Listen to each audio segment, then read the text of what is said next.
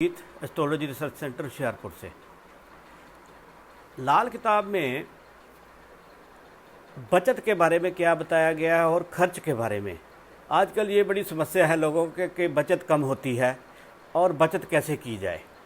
तो सबसे पहले ये देखना होगा कि बचत वाले खाने क्या हैं और कौन से ग्रह हैं जो कि बचत को सपोर्ट करते हैं, और बचत के लिए क्या क्या जो हैं वो उपाय भी किए जा सकते हैं कि बचत ज़्यादा हो। मगर सबसे पहले लाल किताब में क्याफा के बारे में बड़ा जिक्र किया गया है कि क्याफा हाथ में क्या रेखाएं हैं, हाथ में क्या बता रहा है कि मछ रेखा है या काग रेखा है या मंगल बद है या मंगल ठीक है या बचत का खाना कैसा है। तो आज बात करेंगे बचत की। चंद्रमा को धन मानते हैं, शनिश्चर को खजांची मानते हैं। दोनों की जो हालत इस चीज़ का बात बताएगी कि आपकी कुंडली में बचत कितनी होनी है, आपको पैसा कितना जुड़ना है और आपका पैसा कितना खर्च होना है। और शनिश्चर और मंगल जायदाद के मालिक हैं। शनि और मंगल आपके टेवे में कुंडली में अच्छे हों तो वो मानते हैं हम कि भाई इसको जायदाद भी मिलेगी। और चंद्र बृहस्पति सोने और चांदी की दौलत बताता है। अगर चंद्रमा आपका अच्छा है, बृहस्पति अच्छा है, तो इसका मतलब आपके सोना जो है वो घर में रहेगा। जैसे एक जगह लिखा है कि केतु अगर 9 में हो तो अगर घर में जितना सोना रखे उससे कुछ गुना आपका बढ़कर आपको मिलता रहेगा। तो इसका मतलब केतु 9 में सोने की ईंट बताई गई है घर में रखने के लिए। इसी तरह से बृहस्पति को भी और चंद्रमा को भी साथ में देखना है। तो सोने चांदी की दौलत उससे का मालिक ये हैं। को किस्मत रेखा का दरिया, मछ रेखा का स्थान और श्रेष्ठ रेखा कौन कौन सी हैं। अगर बृहस्पति और सूरज इकट्ठे हों तो मुश्तरका नेक घर के, मगर ये भी देखना है कि ये दोनों नेक घर में बैठे हों। जैसे बृहस्पति 10 में नीच हो जाता है और सूरज जो है 7वें घर में नीच हो जाता है, तो वहाँ पर ना हो।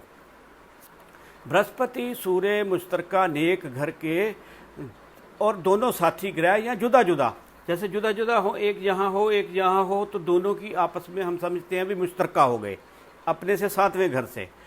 तो यहाँ सूरज बुध इकट्ठे हों, सूरज बुध दोनों, ये भी मंगल नेक करते हैं और ये अच्छा धन बताते हैं, सरकारी लाभ बताते हैं और कलम की ताकत बताते हैं आपकी।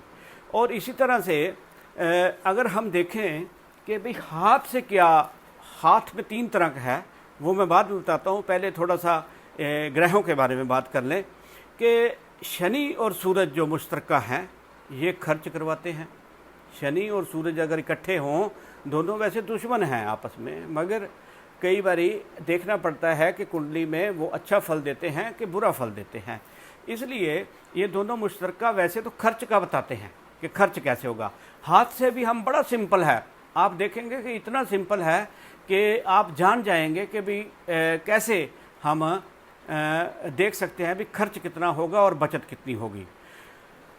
और खुद अपनी कमाई करे कैसे, अब मैं हाथ के बारे में बताऊंगा आपको कि सिंपल सी बात है। आप अपना हाथ खुद चेक कर सकते हैं या किसी एक्सपर्ट से चेक करवा सकते हैं कि कुंडली में और वर्षफल में, जन्म कुंडली, वर्षफल और हाथ तीनों, लाल किताब में क्याफे का बहुत महत्व है।